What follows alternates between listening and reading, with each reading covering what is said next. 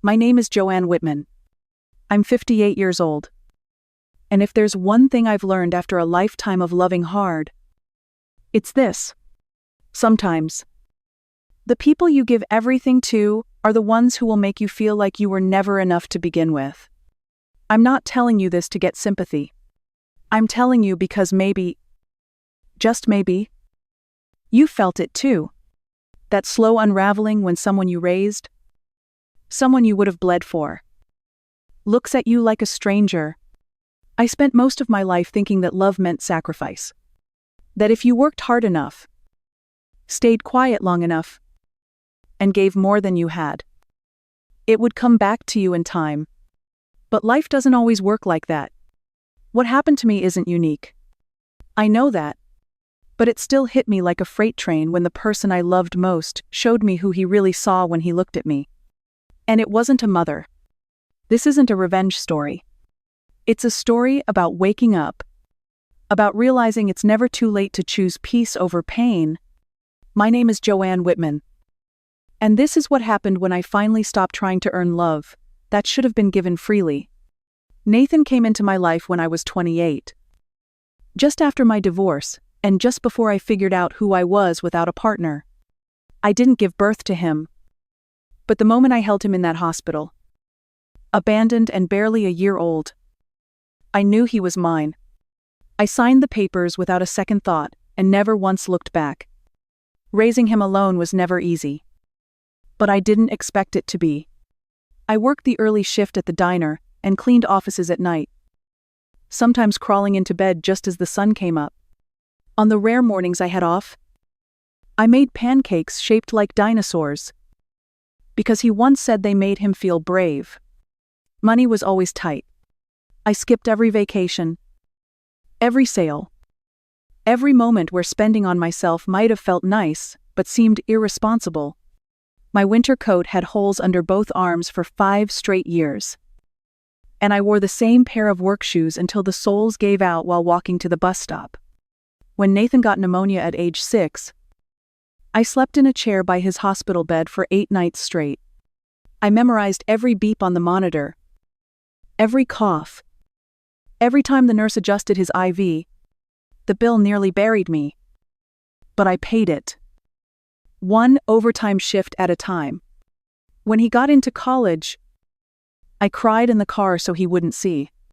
Not because I was sad, but because I had no idea how I was going to afford it.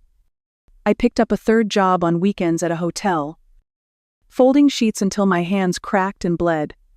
He graduated without debt. And I never missed a tuition payment. He asked for help with the down payment on his condo when he was 25. I cashed out the tiny savings I'd set aside for retirement and wrote the check. When he and Melissa got married, I paid for half the wedding. Not the flowers or cake or anything small. I paid for the venue. I was never invited to plan it. I wasn't even seated with family. But I still smiled in every picture. To wear the same department store dress I'd owned for a decade. And told everyone how proud I was. Because I was. I never remarried. Never even dated. Really. There was always work to do. Someone to care for. Something to put off until later. I told myself I'd travel someday. Maybe take up painting again.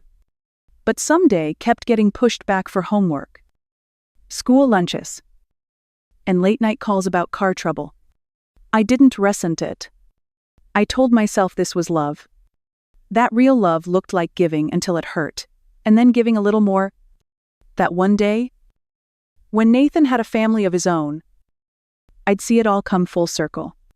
He didn't see the ramen dinners, or the unpaid bills shuffled behind the phone book. He didn't see the nights I came home, took off my name tag, and cried in the bathroom so he wouldn't hear. And I didn't let him. That was part of the job too. I don't regret raising Nathan. Not for a second. But now, looking back, I realize I spent 30 years believing that being a good mother meant disappearing piece by piece.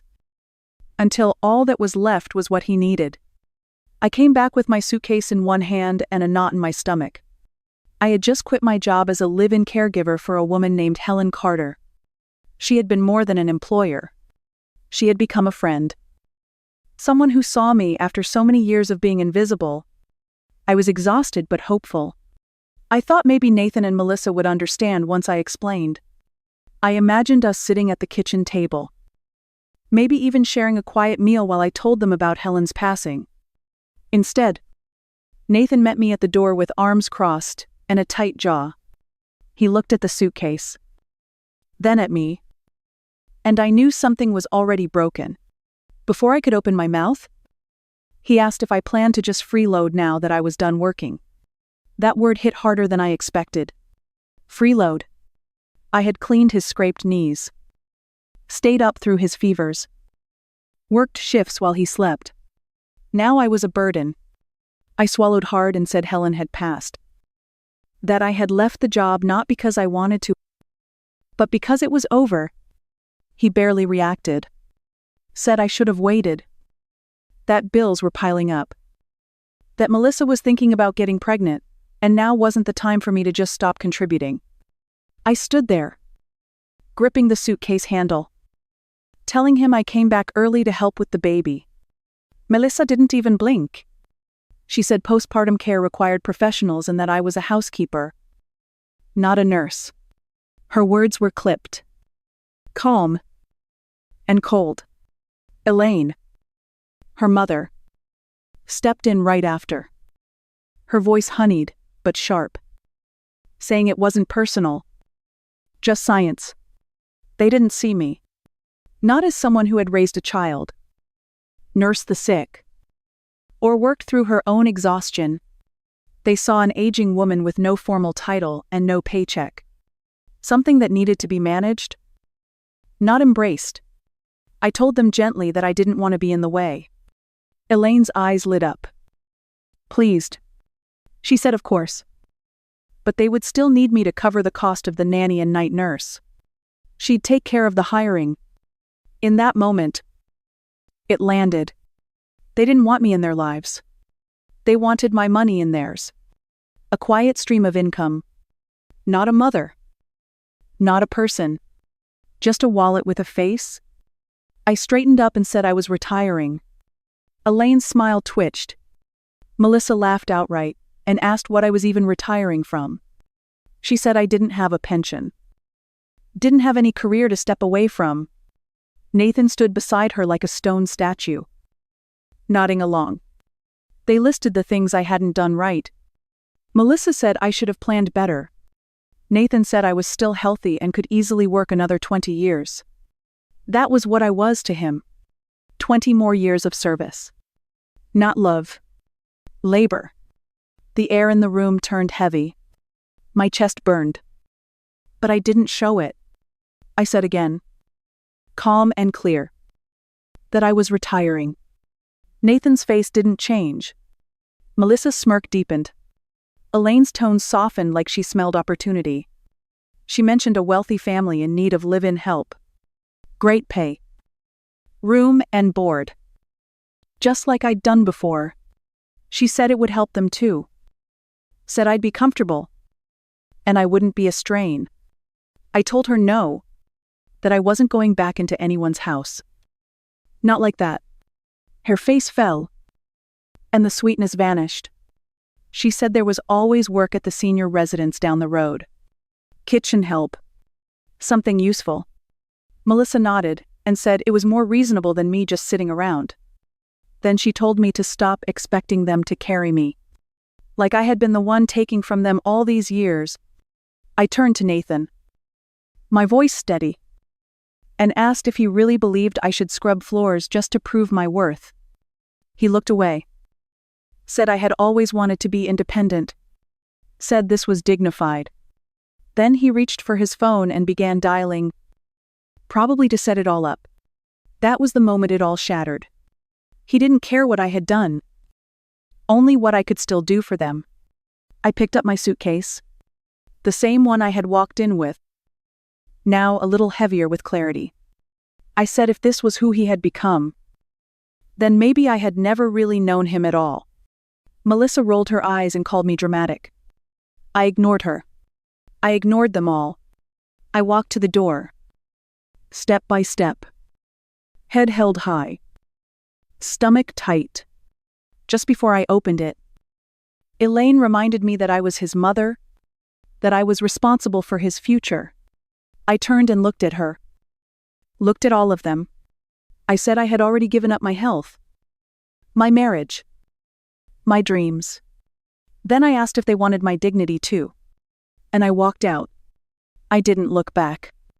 I didn't cry when I left their house. Not in the elevator. Not in the lobby.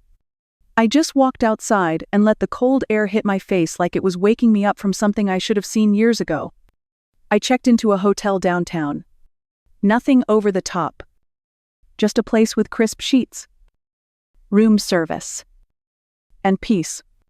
I sat on the bed, kicked off my shoes, and stared at the ceiling until the weight in my chest eased. Then I picked up the phone and called my lawyer. His name is Walter Daniels. I told him it was time. Helen Carter didn't have children. She had a sister who passed before her. No nieces or nephews. And no one left who knew her like I did. I had taken care of her for years. Not because of the paycheck, but because we truly became friends. She saw me. And when she passed, she left everything to me. All of it. $8 million. Tucked away in a trust I didn't even know she had set up until Walter called. I had been living like someone with nothing. Wearing the same coat for winters. Budgeting groceries to the penny. Quietly helping Nathan pay his bills.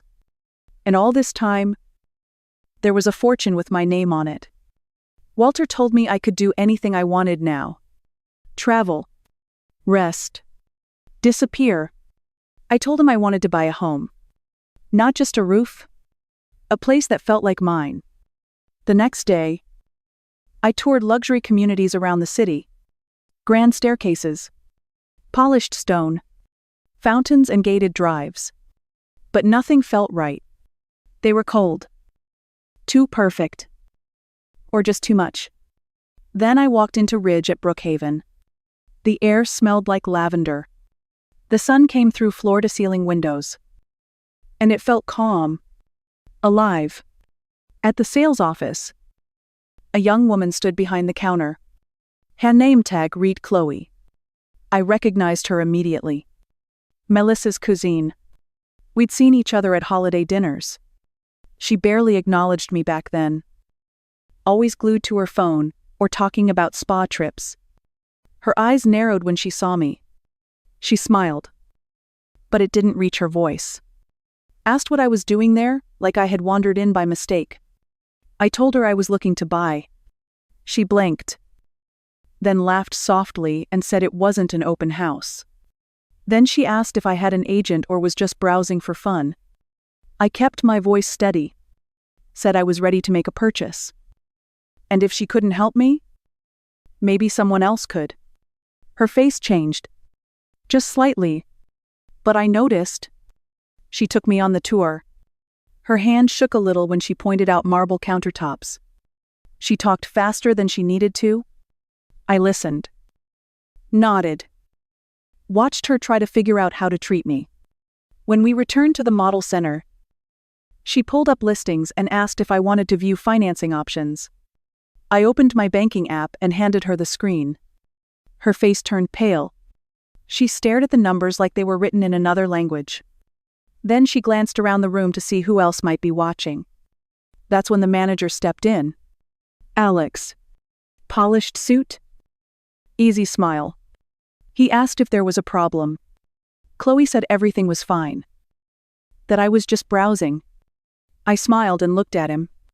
Told him I'd like a full tour with someone who could walk me through the purchase process. He took over immediately. We toured the villa again. Vaulted ceilings. A reading room with garden views. A kitchen that didn't feel like a workspace but a gathering place. It felt like a life I'd forgotten I was allowed to have. I told Alex I'd take it. All cash. Full amount? The room went quiet. Even he had to pause.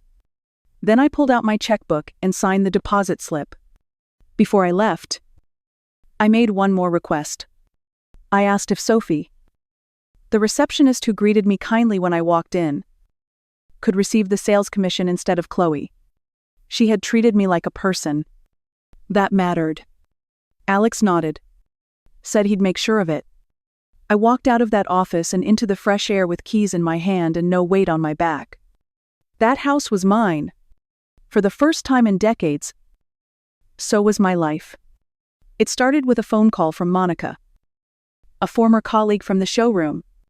Her voice was tight, a little shaken, and she told me I needed to see something.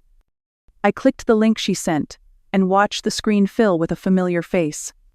Nathan was sitting in a dimly lit room, eyes puffy, lips trembling, with soft piano music playing in the background.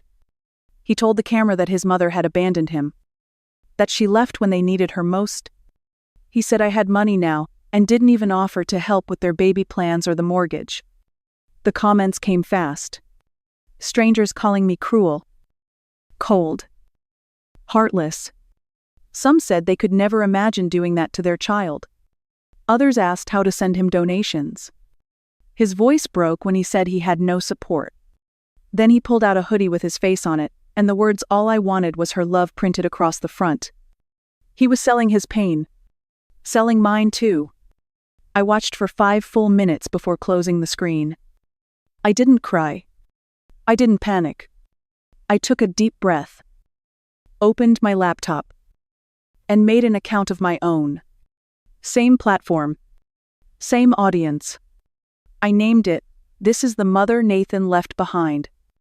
That night, I went into his live stream and donated $5,000 under my name. The chat exploded. People asked if it was real, if I had joined to confront him. I sent one message. If you'd like to hear my side, join me in 30 minutes. I'll be live. Just once. I went live from the study in my new house. Behind me, soft bookshelves, key at light. Not a single tear in sight. I told them I wouldn't be emotional. I wouldn't match his theatrics. But I would tell the truth. I started with the basics. How I worked 3 jobs to pay his tuition. How I paid for his wedding venue. I showed receipts, scanned documents, mortgage records in my name, grocery bills I'd covered after they'd maxed out their credit cards. I told them I didn't walk away. I was pushed, replaced, reduced to an open wallet, and then thrown aside when the funding stopped. I said I came back to help. I was met with entitlement. Then I paused, let it settle. And I said something I'd never said publicly. Nathan isn't my biological son. I found him in a hospital when he was just over a year old. His birth mother had left him there. He was sick, weak, barely able to sit up on his own.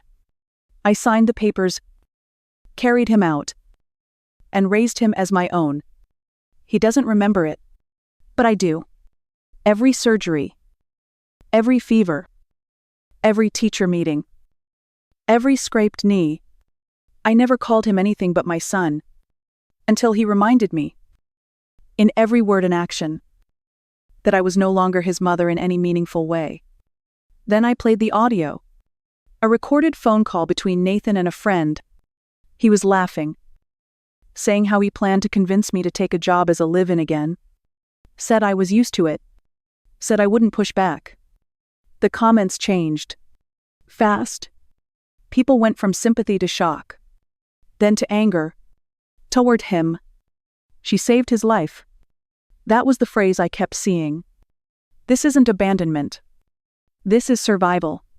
That one hit me the hardest. I didn't ask anyone to hate him. I didn't ask them to take sides. I just told the truth. And the truth, when spoken without rage, has a way of cutting through every fake sob story in the world. By the next morning, his account was suspended, his store was down, the pity donations stopped. No more t-shirts. No more live streams.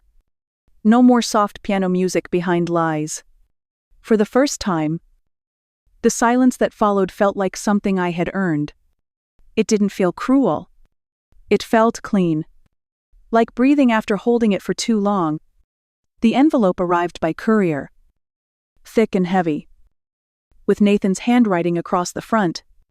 Inside was a lawsuit. He was suing me for emotional damages. Exploitation. And abandonment. My hands didn't shake. I slid the papers across the table to Walter. Milavier. And waited for his reaction. He read through each page. His jaw tight. He said it was flimsy but just strong enough to drag out. He looked me in the eye and told me we wouldn't just defend, we'd win. For the next few weeks, we gathered everything. School bills. Adoption paperwork. Insurance records. Emails. Even printouts of text messages where Nathan asked for money. It felt strange. Laying out 30 years of motherhood on paper. But I knew what had to be done. The courtroom was smaller than I imagined. Quiet. Almost polite. Nathan sat across the aisle, in a crisp suit. Hair combed back. Pretending to look fragile. Melissa was beside him. Dressed like she was auditioning for sympathy. I didn't look at them. Nathan went first. His voice wavered. He spoke about feeling abandoned. Being manipulated. Growing up without support. The judge listened but didn't write anything down. At one point, Nathan said I only adopted him for sympathy. That I used his trauma to fuel my own narrative. He sat still. Hands folded in my lap. When it was my turn, I stood and walked to the stand without a script. I didn't raise my voice. I didn't cry. I just spoke clearly. I told the judge how I worked double shifts. How I skipped meals so Nathan could eat. I handed over a binder of receipts. Hospital records. Adoption forms. Each page added weight to the truth. Walter submitted audio recordings, including the one where Nathan joked about getting me back into service work. The courtroom stayed silent. I could feel the shift in the air. Like something was finally being seen for what it was. The judge didn't take long. He said the case was baseless. Called it malicious in nature. He dismissed it on the spot. Not deliberation. Just the sound of his gavel and a sigh I hadn't realized I was holding. But I wasn't done. We filed a countersuit. Harassment. Defamation. Walter pushed it through with quiet focus. The damages weren't enormous. But they were official. On record. Truth stamped on paper. Outside the courtroom. I didn't expect a confrontation. I didn't want one. But as I walked toward my car, I saw her. Melissa. Standing by the sidewalk. Arms folded. Face pale. She looked at me and said she was leaving him. I didn't answer. She added that she used to think he was just broken. But now she saw it. He was rotten. And she wouldn't drown with him. I nodded once. Not in agreement. Just acknowledgement. She walked away without another word. In that moment, I realized the house Nathan built wasn't just crumbling. It had collapsed. And the dust it left behind didn't settle on me. It settled on him. Monica sent me the link late one evening. Her message was short. You need to see this now. I opened the video. And there he was again. Nathan. Sitting in the dark with a camera too close to his face and his voice barely holding together. He said he had nothing left. No house. No job. No wife. He said he had burned every bridge and didn't know how to come back from it. Then he said if anyone was watching, maybe this would be the last time they'd see him. I sat there, staring at the screen, not knowing if this was real or another performance. Part of me wanted to turn it off. Part of me wanted to reach through it and shake him. Instead, he sat still. When the video ended, I didn't cry. I didn't call anyone. I just sat with it. The next morning, the phone rang. A soft voice introduced herself as Detective Laura Hayes from the Seattle Police Department. She said they had found Nathan in a motel room on the edge of town. Malnourished. Dehydrated. Disoriented.